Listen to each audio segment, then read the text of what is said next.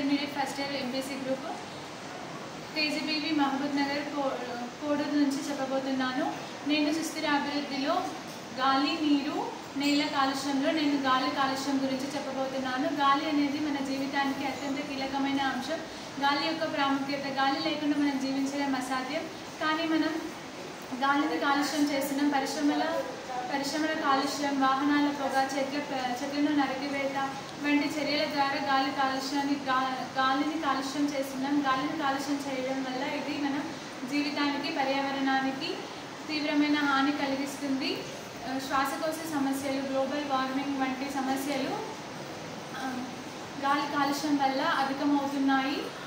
ప్రస్తుతం గాలి కాలుష్యం వల్ల ఋతుపవనాలు కూడా మారుతున్నాయి. భూగోళం కూడా ఎక్కువగా వేడెక్కుతుంది. ఫ్రిడ్జ్, ఏసీ వంటివి ఎక్కువగా వాడడం వల్ల వాటి నుండి వెలువడే వాయువుల వల్ల ఓజోన్ పొర కూడా దెబ్బతింటుంది. ఇప్పటి వరకు ఆకాశంలో ఓజోన్ పొర పడిన రంధ్రమే సమస్య అనుకుంటే ఇప్పుడు ఇంకా భూమిపై ఈ వాయువులు సవాలు విసురుతున్నాయి. సూర్యుడి నుంచి వచ్చే అతిలోహిత కిరణాల నుంచి భూమిని రక్షించే ఓజోన్ పొరకు పడిన రంధ్రమే ప్రజా ఆరోగ్యానికి ముప్పు తెచ్చేలా ఉంది. గాలి కాలుష్యం వల్ల మనిషికి అనేక అనారోగ్య సమస్యలు వస్తాయి. దాని నుండి మనల్ని మనం కాపాడుకోవడానికి చెట్లు ఉండే ప్రాంతంలో తిరగాలి. పరిసరాల చుట్టూ చెట్లను పెంచుకోవాలి. కాలుష్యం ఉండే ప్రాంతాలకు వెళ్ళే సమయంలో మాస్క్ను ధరించాలి.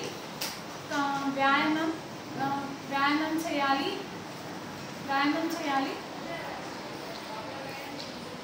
గాలి కాలుష్యం కాకుండా మనం తీసుకునే బాధ్యతలు చెట్లను పెంచాలి. చెట్లను పెంచడం వల్ల గాలి కాలుష్యం కాకుండా గాలిని పరిశుభ్రపరచడంలో చెట్లు కీలక పాత్ర వహిస్తాయి.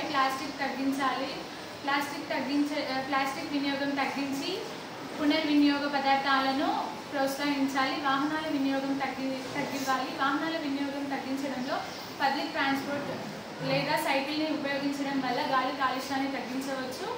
మనం భవిష్యత్తు తరాలకు ఆరోగ్యకరమైన పర్యావరణాన్ని అందించడానికి ఇప్పటి నుండి చర్యలు, సుస్థిర అభివృద్ధిని పాటించడం ద్వారా పర్యావరణాన్ని కాపాడుకోవడమే కాకుండా మన ఆరోగ్యాన్ని కూడా రక్షించుకోగలుగుతాం. ఈ మార్గంలోనే మనం అందరం ముందుకు సాగుదాం. ధన్యవాదాలు.